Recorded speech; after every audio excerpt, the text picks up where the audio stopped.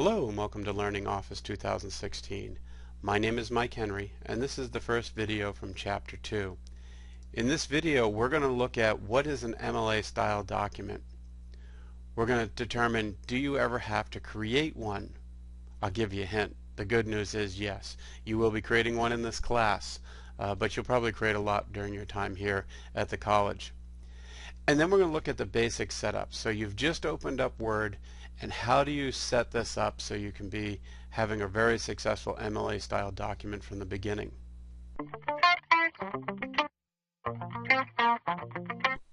So the document you see on the screen here is an MLA style paper. People ask, what does MLA style paper mean? Do I have to do one? Is this important information for me to have? First, an MLA style paper, MLA stands for Modern Language Association of America, and this is how we write research papers and give people credit if you're using their work. Now, a good research paper means you've gone out and you've read a bunch of different people's work, and you take the information that you've read and looked at and turn it into your own words. And if you're going to do that, you need to give people credit for the work that they've done. If you don't, it's called plagiarism, and a student can be expelled for plagiarism. People in the newspaper industry have lost their jobs because they plagiarized someone else.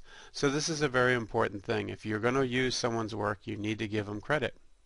Now, the MLA Association has decided they've come up with a way to make sure people get the information correct and give people the credit properly.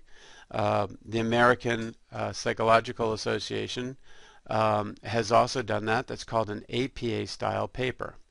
Now in college you're going to write research papers. That's just part of the learning process. As a matter of fact, you're going to write one in a few weeks in my class because that's part of the homework assignment. Now, an MLA style paper that we're looking at here has some things that are going to be standard throughout the paper, and it makes it easy for someone to quickly pick up a paper and understand what's going on. On every paper in the header section, we can tell the header section here because you can see this gray area that I'm pointing out with my pointer up here.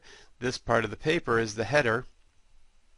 On every page in the header section it will have the student or the writer's last name, and then it will have the page number that you're looking at. So if you drop it, you can put it back in order.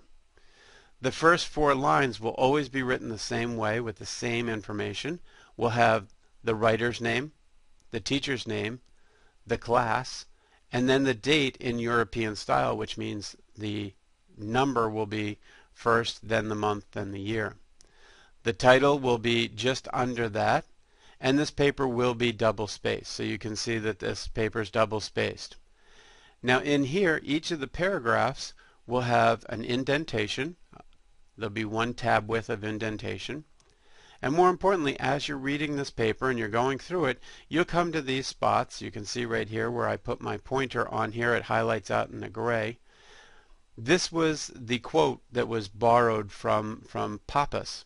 And it was borrowed from page 32 to page 41 in his book or whatever he wrote, pamphlet. You can see here Carter and Smith's was cited as work that was borrowed from them. And if we want to go look and learn more about Carter's work, I can scroll down to the last page. Notice here we're on page 2. It says Johnson 2 because we switched to page 2.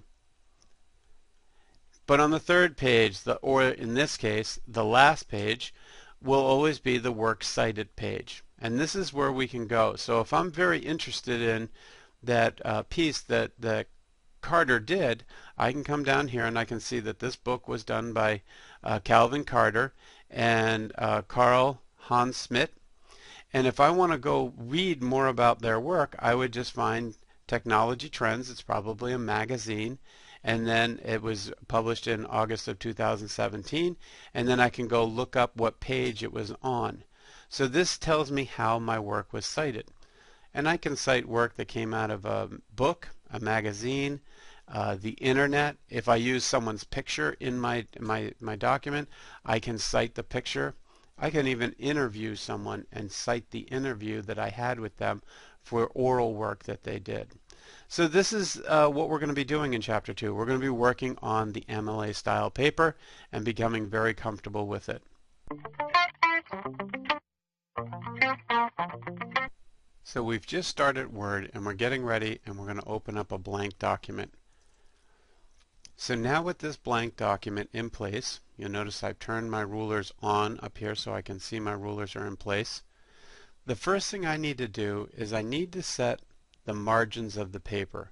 Now an MLA style document is an inch by inch, meaning there's an inch at the top and the bottom and an inch on either side.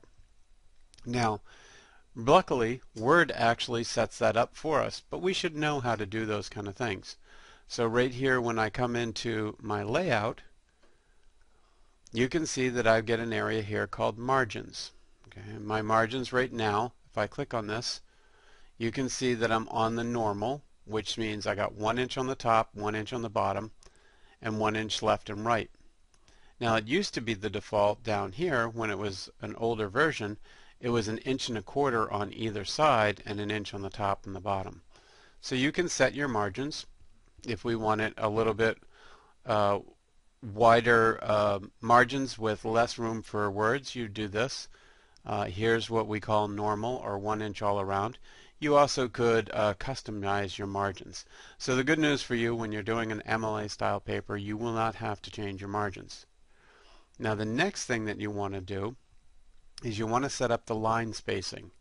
So the line spacing is going to be set up as double space. And if we come up here to Home, we'll find that in here we have this button here called line spacing. And so I click on line spacing, and you can see that the line spacing right now is not set. So what I'm going to do is I'm going to set it to a 2. And when I put my 2 here, I'm just going to type in some words here. So I'll type in Mike, and then I'll type in Fred. And now here I'm going to just type in simulated words really fast, simulate some words. And what I want you to notice is when this word wrap happens, notice when I put my vertical insertion point between these two, it almost is exactly the same as that gap. Where when I put it in between these two names, it's not the same. It's almost twice that. And the reason is because there is a space being added in. And right here you'll notice where it says remove the space after the paragraph. Okay? So now I'm going to go back. I'm going to delete everything we put in here. And I'm going to set up my spacing to be a double spacing. So I click on the 2, and then I put remove spacing after paragraph. So now there's no spacing before or after the paragraph, and you can see that I'm set up for double spacing. So now when I type in Mike, or I type in Fred, or I type in a whole bunch of simulated words here, you'll see it doesn't matter. The spacing is always exactly double spacing. Now if you forget to use that setting to remove space after paragraph, there are some English teachers who will hand you back your paper and say you need to redo this because you're not following the true MLA style format. So this is setting up our paper, and we just got our paper set up properly.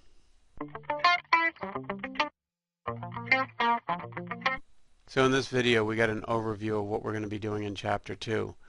We saw we are going to be spending most of our time with an MLA style document.